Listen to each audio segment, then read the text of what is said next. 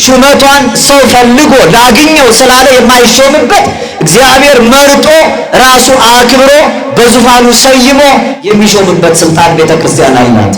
እኔ ኑ ስላችሁ ስላልመጣችሁ አምላካችን እግዚአብሔር ሲጠራን እርሱ ደግሞ ሲያንኳኳ ደጃፋችንን ካልከፈትን ነገኛ መተን ስናንኳኳ የሚከፈተልን ደጃፍ የለም። እግዚአብሔር የሚያውቀው ካመኑለት በላይ የታመኑለትን ሰዎች ነው። በገበያ ተደራድሮ እንደ መግዛት በገበያ ቀን ዕለተ ዓርብ ጌታችን ኢየሱስ ክርስቶስ በቀራንዮ አደባባይ ተቸንክሮ እንደ ሸማ ጥቅል እኛ የምንለብሰውን ጸጋ ልጅነት ከጎኑ በፈሰሰው ማየገቦ ሁላችንም ጸጋ ክብር አለበሰ። እንደ ወርቅ እንክብል ወተሳየጠነ በወርቀ ደሙ በደሙ ወርቅነት በፈሰሰው በክቡር ደሙ ሁላችንንም ገዛ።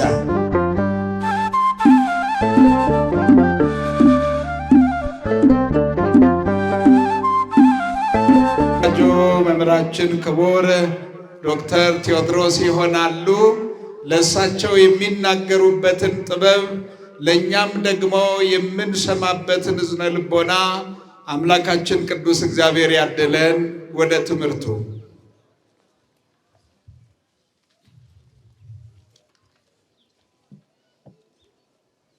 ብፁዓን አበው ሊቃነ ጳጳሳት፣ ቅድም በክቡር አባታችን መጋቤ ሃይማኖት ቆሞስ አባ አብርሃም በየሀገረ ስብከታችሁ በየማዕረጋችሁ የተጠራችሁ ቡራኪያችሁ ይድረሰን። ሊቃውንተ ቤተ ክርስቲያን፣ መምህራን፣ አዕይንተ እግዚአብሔር፣ አበው ካህናት፣ ላይካነ ምስጢር ወንድሞች ዲያቆናት፣ እግዚአብሔር እንዲሰማችሁ እግዚአብሔርን ለመስማት እጅ ለመንሳት ደጅ ለመጥናት በዚህ የተቀደሰ ስፍራ ወላዲተ አምላክ ድንግል ማርያምን ፍቁረ እግዚእ ቅዱስ ዮሐንስን ብላችሁ በውስጥ በውጭ የተሰበሰባችሁ ምዕመናን ምዕመናት ሁላችሁም የእግዚአብሔር ቤተሰቦች እንደምን አረፈዳችሁ? እንደምን አደራችሁ?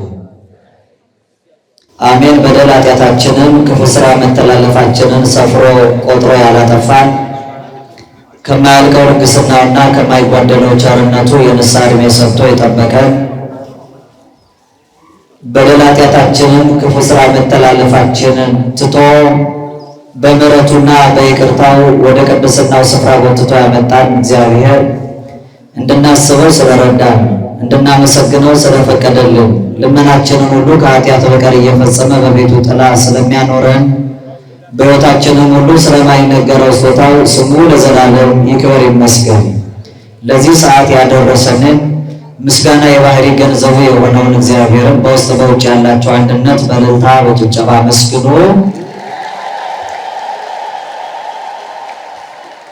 የሚላክ ልጅ ስለሆነ በጣም አጭር ደቂቃ መንገድ ለመጥረግና ለክቡራን ሊቃውንቱ ለብፁዓን አበው የምዕዳን ቃለ ቡራኬ ጭምር ቦታ መንገድ ለማስያዝ እንዲቻል ነው አጭር ደቂቃ ታዝዤ የምናገረው። ይቅርታ ይደረግልኝ። በጣም አጭር ደቂቃ መልእክት ነግራቸዋለሁ። እኔ ዛሬ ዕለቱን ወቅቱን የሚመለከተውን ሀሳብ ሊቃውንቱ አስፍተው አምልተው ያስተምሯችኋል።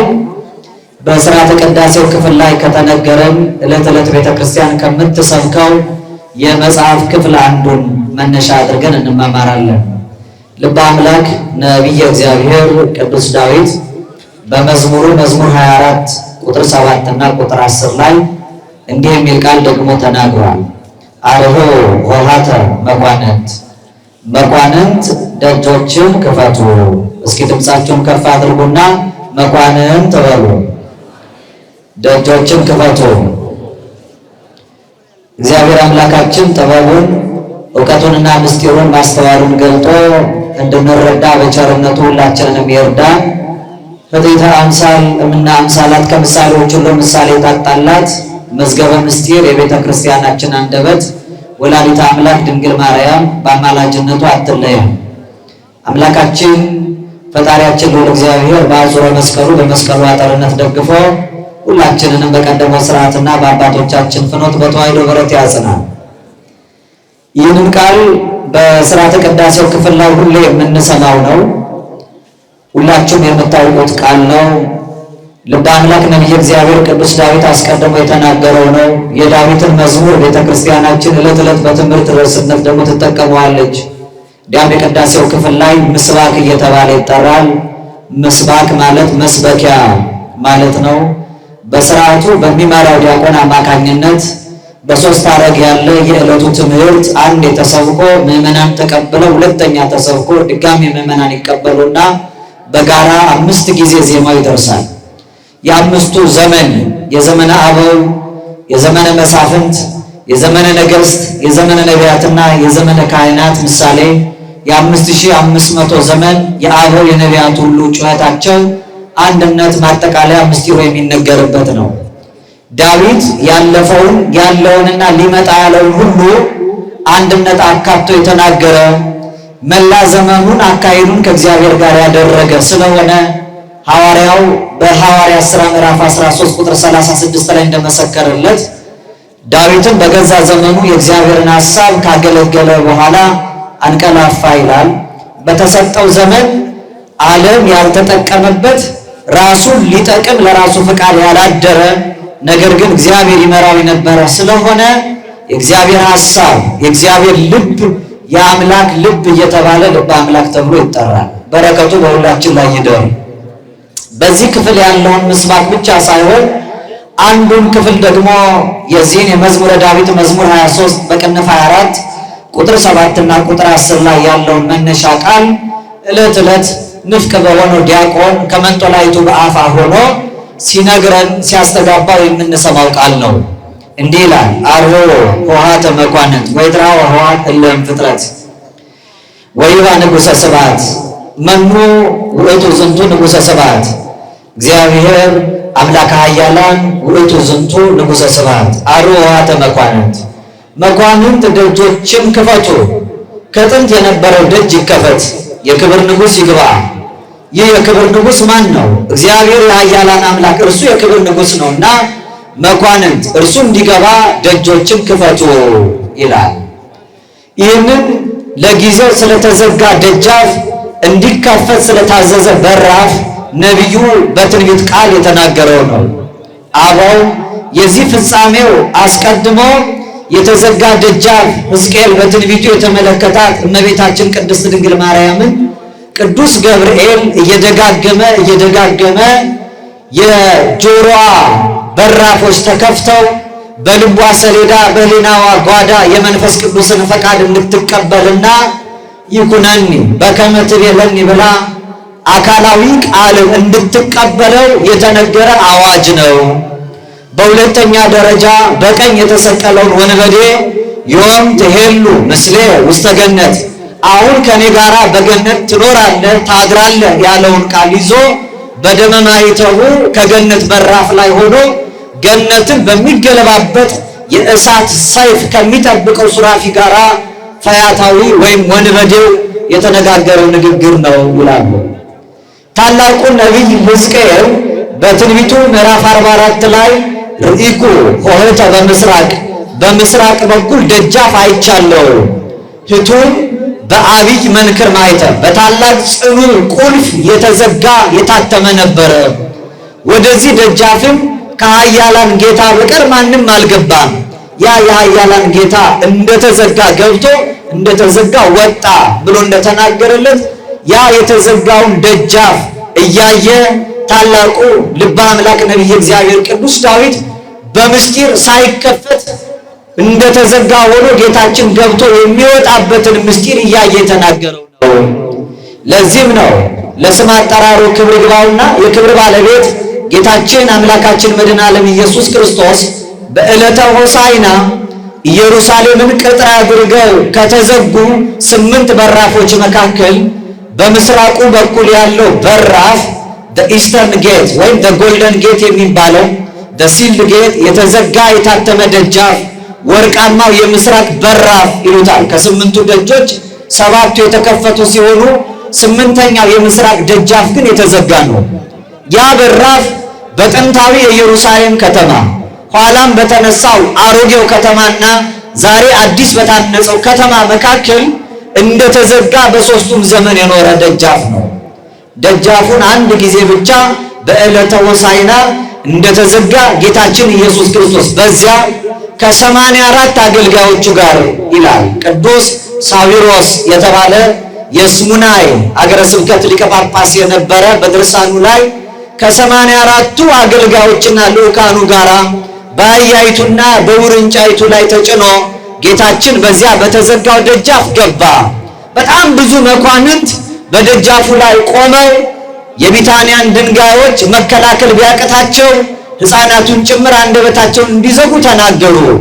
ነገር ግን የዘንባባ ዝንጣፊ ይዘው 84ቱ ማለት 12ቱ ቅዱሳን ሐዋርያት 72ቱ ፍንዋን አርድእት አንድነት ይሄንን ዝማሬ እየዘመሩ ቡሩክ ዘይመጽእ በስመ እግዚአብሔር፣ በእግዚአብሔር ስም የሚመጣ የተባረከ ነው።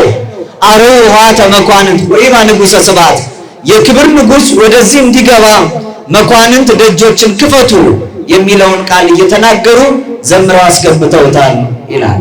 ታላቁ ነቢይ እግዚአብሔር ዘካርያስ በትንቢቱ ምዕራፍ 9 ቁጥር 9 ላይ እንደተናገረው አንቺ የጽዮን ልጅ ሆይ እጅግ ደስ ይበልሽ፣ አንቺ የኢየሩሳሌም ልጅ ሆይ እልል በይ፣ እነሆ ንጉሥሽ ጻድቅና አዳኝ ሆኖ ትሑትም ሆኖ በአህያይቱም ግልገል በውርንጫይቱ ላይ ተቀምጦ ወደ አንቺ ይመጣል የተባለው ትንቢት እንዲፈጸም ያንን አስቀድሞ ልበ አምላክ ነቢየ እግዚአብሔር ቅዱስ ዳዊት የሐዋርያቱንና የአርድእቱን ዝማሬ እየዘመረ ወደ ኢየሩሳሌም የሚገባው ንጉሥ በክብር እንዲገባ መኳንንት አትከልክሉ፣ ደጃፉን ክፈቱለት የሚለው አዋጅ ተነግሯል።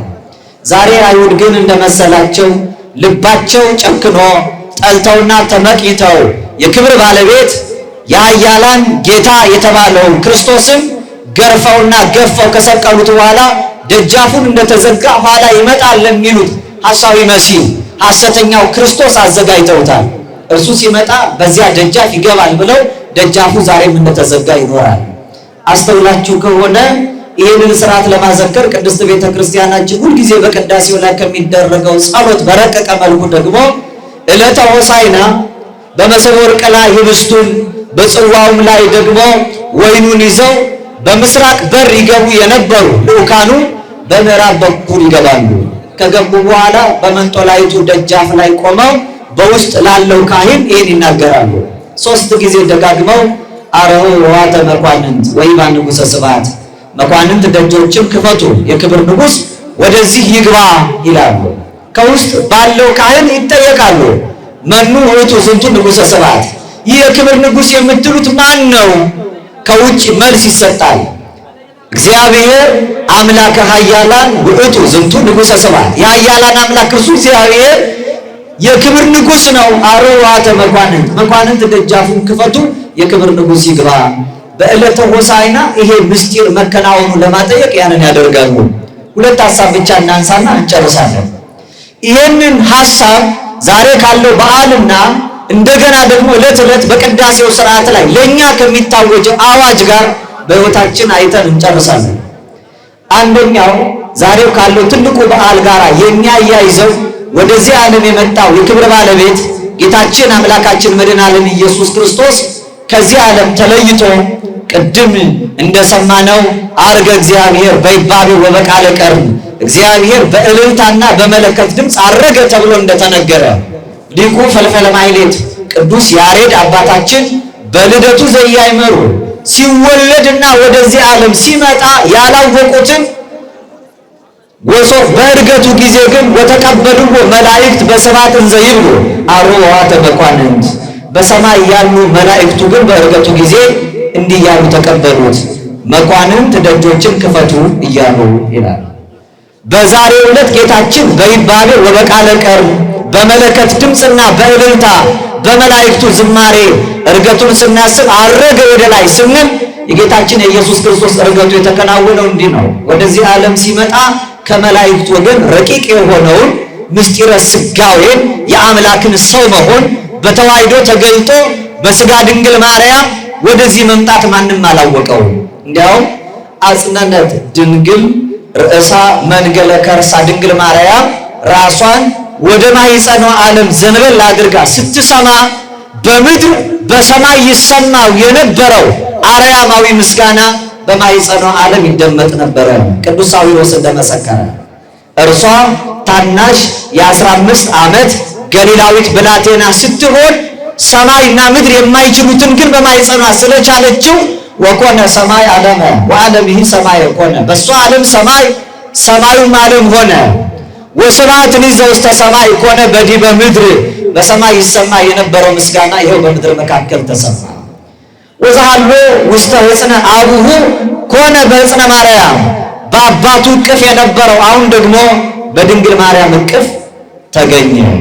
በዚህ የተነሳ ሰማዩ ዓለም፣ ዓለሙ ሰማይ ሆነ። ዳግሚት ሰማይ ዳግሚት ምድር፣ አዲስ ሰማይና አዲስ ምድር በምድር መካከል ተገኝቶ የእመቤታችን የድንግል ማርያም ማኅፀን ቻለው።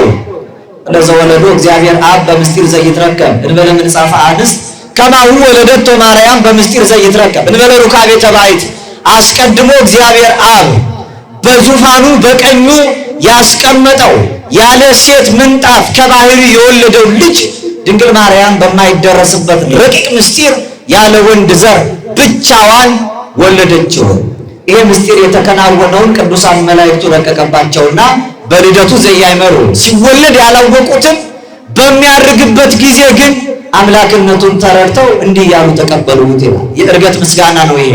አርኅዋተ መኳንንት፣ መኳንንት ደጆችን ክፈቱ አሉ ይላል። መኳንንት የተባሉት ከመላእክቱ 10 ማዕረግ መካከል ሁለተኛዎቹ ናቸው። የመጀመሪያዎቹ መላእክት ይባላሉ።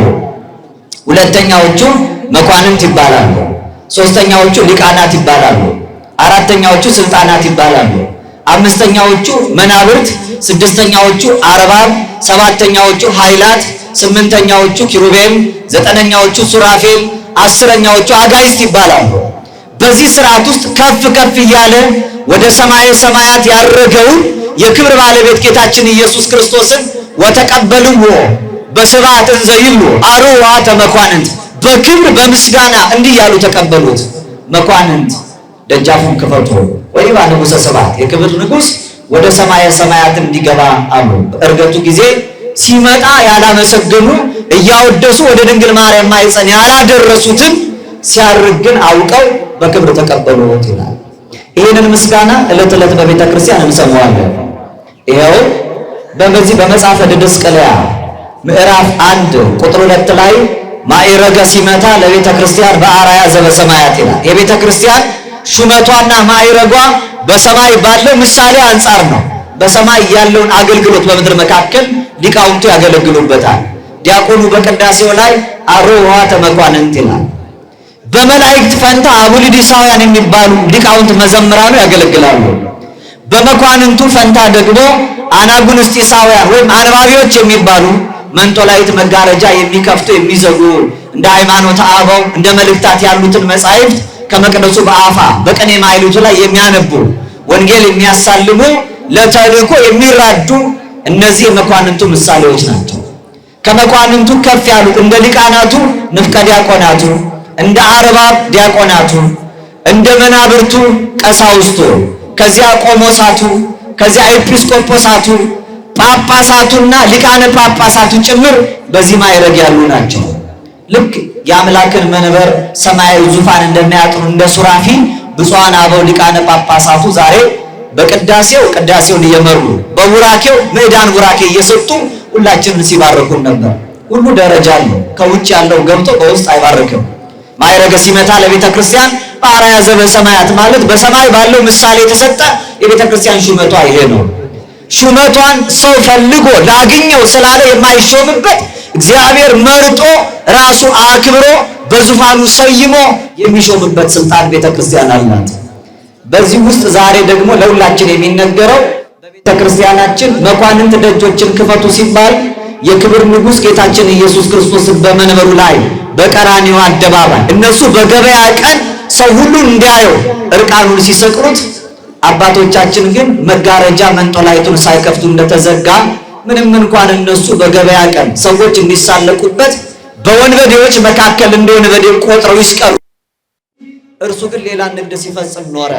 በገዛ ደሙ እኛን እየገዛን ሰው በሸማ ጥቅል በወርቅ እንክብል በገበያ ተደራድረው እንደሚገዙት አሊያም በፈረስ አንገትና በጦር አንደበት በጋሻ ደረት ዘምተው እንደሚወጉት እንዲሁም ልደቤት በቤት የተወለደ ልጅ የባሪያ ልጅ ባሪያ አድርገው እንደሚገዙት አስቀድሞ እሱ እንደ ፈረስ አንገት እንደ ጦር አንደበትና እንደ ጋሻ ደረት በድንግል ማርያም ማህፀን ወደዚህ ዓለም መጥቶ መስቀሉን ጦር አድርጎ ጠላትን ድል የምንነሳበት መመከቻ ታቦቱን ሰጥቶ ሁላችንንም ከዲያብሎስ እስራት ነፃ አወጣን። በገበያ ተደራድሮ እንደመግዛት በገበያ ቀን ዕለተ ዓርብ ጌታችን ኢየሱስ ክርስቶስ በቀራንዮ አደባባይ ተቸንክሮ እንደ ሸማ ጥቅል እኛ የምንለብሰውን ጸጋ ልጅነት ከጎኑ በፈሰሰው ማየገቦ ሁላችንም ጸጋ ክብር አለበሰን። እንደ ወርቅን ክብል ወተሳየጠነ በወርቀ ደሙ በደሙ ወርቅነት በፈሰሰው በክቡር ደሙ ሁላችንንም ገዛ። ቀድሞ የባሪያ ልጅ ባሪያ ነበር፣ አሁን ደግሞ የክርስቲያን ልጅ ክርስቲያን ሆነን እንድንከብር ሁላችንን ወደ ክብር መለሰን። ያኔ እርቃኑን ሲሰቀል ፀሐይ እንደጨለመችው ጨረቃ ደም እንደለበሰችው ከዋክብት እንደረገፉት መንጦላይቱ ግን ሳይከፈት የክብር ንጉሥን በዓይነ ሕሊናችን አይተን የተቆረሰውን ስጋውን በልተን የፈሰሰውን ደሙን ጠጥተን ለሕይወት እንድንገባ ያን ጊዜ መኳንንት ደጆችን ክፈቱ የሚለው አዋጅ ቀራንዮ አደባባይ እንዳለ በዓይነ ሕሊናችን እንድንስል በሚቻል ይታወጃል። በመጨረሻው ግን ለኛ ሕይወት አምላካችን ፈጣሪያችን ልዑል እግዚአብሔር ዛሬ ደጃፎች እንዲከፈቱ ያዘዘው ወደ ሰማይ የሚያርግበትን ደጃፍ ብቻ አይደለም፣ ከፍ ብሎ ደግሞ በልባችን ሰሌዳ በሕሊናችን ጓዳ ላይ እያደረ እኛንም ወደ ሕይወት ክብር እንዲያበቃን ወደ ማደሪያ ሰገነትነት እንዲለውጠን በደጃፋችን ቆሞ አርኅዋተ መኳንንት ይላል። እኛም መኳንንት ነን። እያንዳንዱ ሰው መኮንን ነው።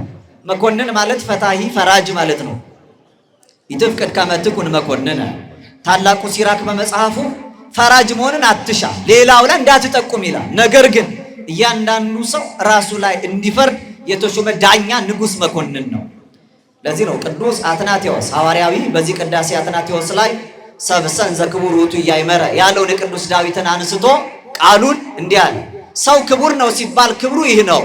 ሰብእሰን ዘንጉሥ ውእቱ ኢያእመረ፣ ሰው ንጉሥ ሆኖ ነበር የተፈጠረው፣ ነገር ግን አላወቀም። ወኮነ ገብረ፣ ባሪያ ሆነ። አእሰረ ርእሶ በፈቃዱ፣ ራሱን በፈቃዱ አሰረ። ወመለክሙ እለ ይኮኑ አጋዕዝተ፣ ገዢዎች ያልሆኑ ርኩሳን መናፍስት እኩያት አጋንንትን ተገዝቶላቸው ሲያመልካቸው ኖረ።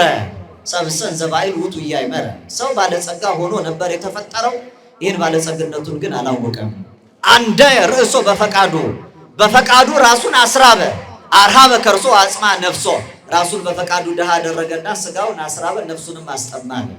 ስለዚህ እናንተ በራሳችሁ ላይ እንድትፈርዱ ስጋችሁን ለነፍሳችሁ ነፍሳችሁን ለፈጣሪያችሁ እንድታስገዙ ራስን የመግዛት ስልጣን የተሰጣችሁ በራሳችሁ ላይ የተሾማችሁ መኳንንት ናችሁና አለ። አርኅዋተ መኳንንት፣ እናንተ መኳንንትም ደጅን ክፈቱ አለ።